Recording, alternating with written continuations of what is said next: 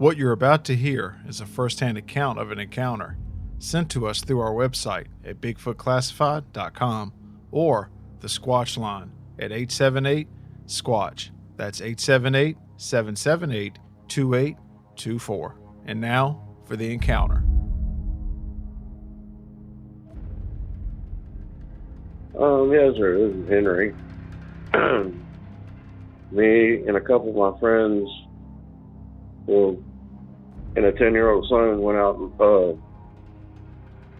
running a trout line out here on the San Jacinto River one night.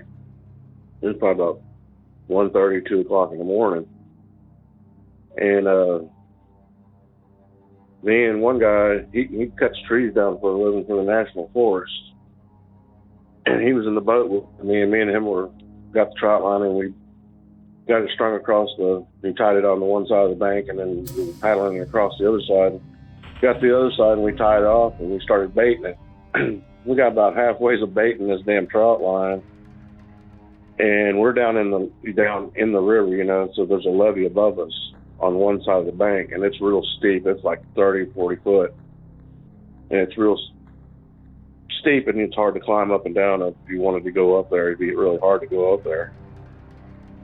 And we got about halfway baiting this trout line, and this thing up there started walking. And I'm in the boat, and I hear this thing walking. The guy in the front of the boat, he didn't hear it. And I hear it, and he started finally hearing. I said, "What the hell is that?" He goes, "Oh, that's a horses or pigs or cows or something walking." I said, "Dude, that thing is 2 foot, and it's big." And all three of us have been hunters and fishermen all our life. We're in our 40s when we were doing this. And this damn thing started walking up there, and every footstep, it took every bit of 4 to 5 seconds or more for that other foot to hit the ground. And when it did, it crushed everything underneath its feet. You could hear this thing walking, crush, and then wait about 4 to 5 seconds, and then crush again. It just kept walking. And I told that guy, I said, "That's 2 foot, and it's freaking big, dude." And he started listening to it, and then the one son and the 10-year-old boy were over there by my truck. And the kid was telling, I could hear him over there, "Dad, what is that? What is that?" And the dad's telling him to be quiet. And then the kid starts crying because he could see the fear in his, look in his dad's eyes, because his dad wasn't paying attention. And he was looking up there on that up on top of that levee, hearing this thing walk. So the guy in the boat with me, he looks at me and tells me, "We need to get the hell out of there." And I look at him and I go, "Why?" And he goes, "We just need to go. We need to get out of here and get out of here now." So he paddles all the way back over there where we tied the trout line up to the other side of the bank, and he cuts the trout line. And then he starts grabbing the trout line and pulls it back inside the boat. I mean, he's pulling this, and I usually put my trout line back on a stick so it don't get all tangled up. But he was yanking us, putting it in the boat, and he didn't give a shit. So we get over the other side of the bank, and I got an M1 carbine in the truck. I got 3 banana clips. I got 90 rounds, 30 round banana clips. And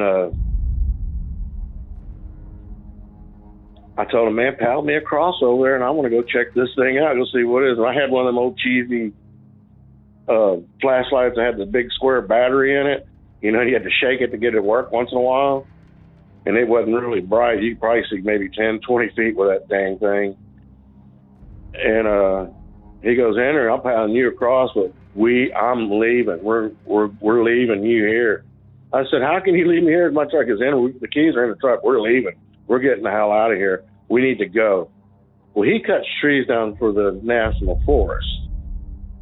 And he knew what was up in that woods. And he knew that I didn't have enough firepower to take care of myself up there for some reason.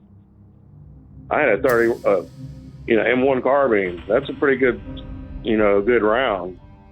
But he was dead on set on leaving me there, and I said, "Nope." I jumped in the truck, and we left, man. But I don't understand. That's my story. I mean, that was, and I don't go in the woods by myself anymore. I know what's out there, and it's not Everybody and people don't know what's out there, and it's out there. Whatever it is, it's out there. That's my story. If you've had a cryptid encounter, a close brush with Bigfoot, or a story that sends chills down your spine, we want to hear it.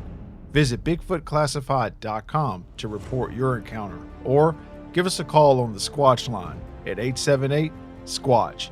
That's 878-778-2824. Your story might just be the next one echoing through the airwaves of Bigfoot Classified.